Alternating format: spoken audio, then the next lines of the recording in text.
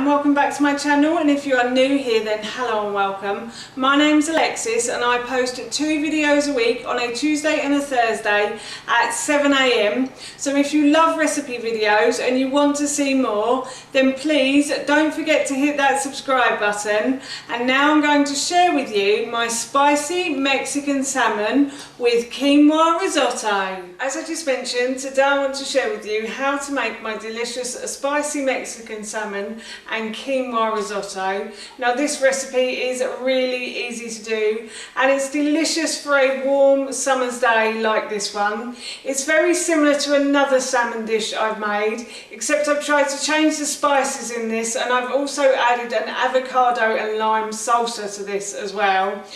So it is really appropriate for summer, I think, and it's delicious. We all love eating this, and I'm going to be making it for dinner this evening, so I thought that while I was making it I'd share the recipe with you.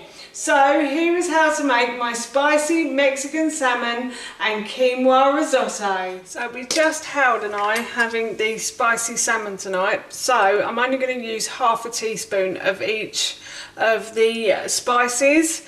But if you wanted to make this for 4 people, obviously you would use a full teaspoon. So I'm going to use about half a teaspoon of cumin seeds. Cumin seeds don't smell very nice until they are cooked, and then they smell delicious, I have to say. So yes, I'm using cumin seeds, and then I've got half a teaspoon of coriander leaf as well to go in there. And then I'm going to use about half a teaspoon or a teaspoon of mild chili powder as well. And then I've got some smoked paprika that I'm going to put in, and that gives it a really lovely smoky barbecue taste, I have to say. And then I'm going to put in a teaspoon of garlic granules as well. We do like garlic in this house, so you can add as much or as little of that as you like. And then I'm also going to add half a teaspoon of dried oregano as well. And then I'm going to add a little bit of pepper to this, just to bring out the flavours of the other spices. So just like a quarter teaspoon, and a little bit of salt as well. And then I'm going to grab my oil. Now you can use any type of oil you like, but I'm actually going to use this avocado oil tonight in this. So I've got a lid, I'm going to use about half a tablespoon of avocado oil. I might need a bit more actually. And I'm just going to mix those spices together, and then this is what I'm going to rub into the salmon. I'm going to add a little bit more. If you are doing it for 2, then you may need a little bit more of the oil to make these spices spread further over your salmon. So that's all well mixed together, and I'm going to grab my salmon now. So as you can see, I've got 2 bits of salmon in a bowl here, and now what I'm going to do is I'm just going to spread the spice mix over the 2 pieces of salmon until everything is evenly coated in the spice mix now. So yeah, and then what I'm going to do with this is I'm going to put this into the fridge and leave it in there while my oven heats up. But you could, if you wanted to make this meal a bit quicker, you could make this in the morning and leave this in the fridge with these spices on it. Oh, and I forgot to say that you can use a medium or a hot chili powder as well if you want to. I'm using mild because we don't tend to like it too spicy. We like spice in this house, but not too much of it. So that's why I'm using mild, but you can use mild or hot if you like things spicier.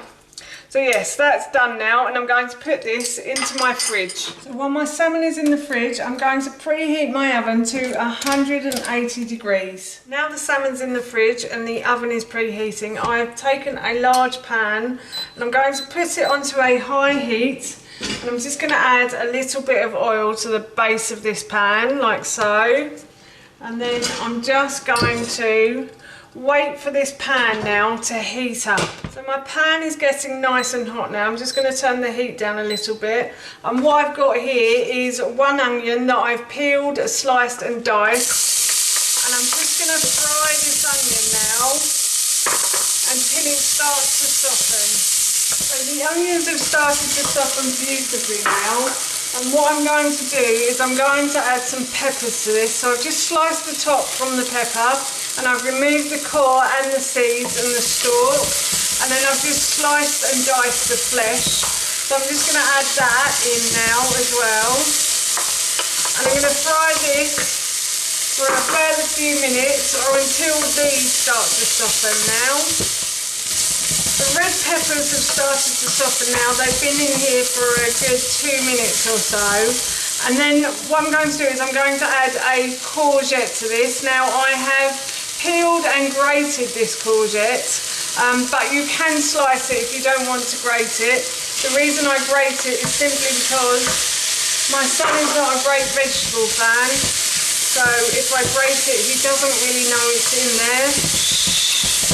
And then I can get him to eat it. So yes, but if you don't want to grate it, then you can just slice it. And if you don't want to peel it as well, just give it a wash under the tap and then just slice it too. So yeah, I'm going to continue to stir these for another couple of minutes now. So the courgettes have started to soften. They don't really need as long as the red peppers do.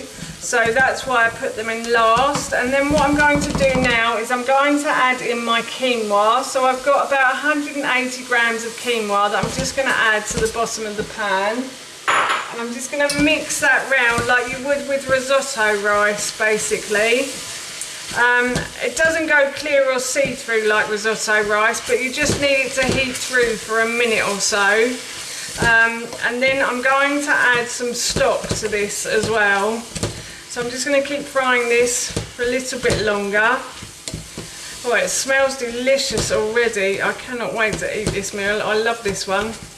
It is yummy, I have to say. So I've done that, and now what I'm going to do is I am going to add some tomatoes to this. So I've got 1 tin of tomatoes. And then to clear the can, you may have seen this before, but I like to just pour the stock into the can like so, and then just pour that over, and that gets rid of any excess juice in the can.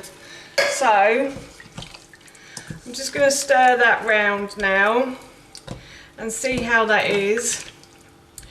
Now normally what I would do is I would put the spoon in like so, wait for it to hit the top of the ingredients, and if it comes up to 2 centimetres like it has, then that means you have enough liquid in that pan to cook the quinoa thoroughly. So I'm going to leave this to cook now.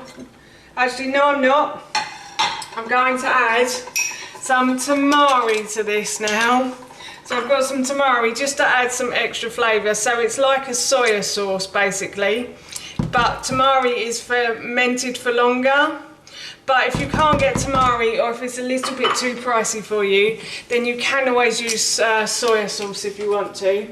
And then I'm also going to add a little bit of pepper as well, just to bring out the flavours in this, and a little bit of salt as well. So just a pinch or 2 of salt, that's enough. And then I'm going to bring this to the boil now, like so, and then I will leave it to simmer. So I'm going to just turn the heat up so I bring it to the boil. So this is coming to the boil now, and what I'm going to do is I'm just going to turn the heat down to a low heat, and I'm going to leave this to simmer for probably about 20 to 30 minutes now. So I've put my salmon into my baking tray, and while my quinoa is cooking away nicely on the stove, I'm going to cook the salmon as well. As you can see, there's one piece here without any herbs and spices, and that is my son's. He will eat a whole piece of salmon as well, trust me. So I'm just going to put that into the oven for about 15 to 20 minutes now. The quinoa risotto is nearly cooked, but before I finish, I would normally add spinach or kale to this, but I don't have any today, so I'm just going to add some green beans, just a couple of handfuls, and I'm just going to mix those in now, like so. And I'm going to leave this on the heat to heat through the green beans. And I'm just waiting for my salmon to cook now. The salmon has finished cooking. It's been in for about 15 minutes, and the way I can tell it's cooked is it will fall apart from itself very easily. So that is definitely done. You don't want to overcook salmon either, because it can tend to go rubbery. So now what I'm going to do is I'm going to take this out of the oven, and I'm going to serve everything into a bowl. So I'm just going to serve some of this into a bowl now. So I'm going to put some of the quinoa risotto into the bottom, and then I shall grab a piece of the fish, a spicy piece obviously, and I'm going to put that onto the quinoa risotto. And then in this bowl here I have half an avocado and some lime. Obviously I'm making this for 2, so if you wanted to make it for 4, you use a whole 4 people, you'd use a whole avocado. So I sliced the avocado and I've removed the stone, and then I sliced the flesh inside and I diced it, and then I'm just going to add about a quarter of an avocado to this. Oh, and I squeezed some lime juice over the top as well. I'm just going to add about a quarter of the avocado all round the outside, and that is our dinner done. Simples. That's how you make my spicy Mexican salmon with quinoa risotto, and that recipe I will link in the description box below for you. As I mentioned earlier, I'm off to eat this now, and it smells so good. I can't wait. So that's it from me. So thank you so much for watching. Please feel free to give me a big thumbs up if you enjoyed this video, and please feel free to leave any comments below. And please don't forget to hit that subscribe button. See you all soon. Bye.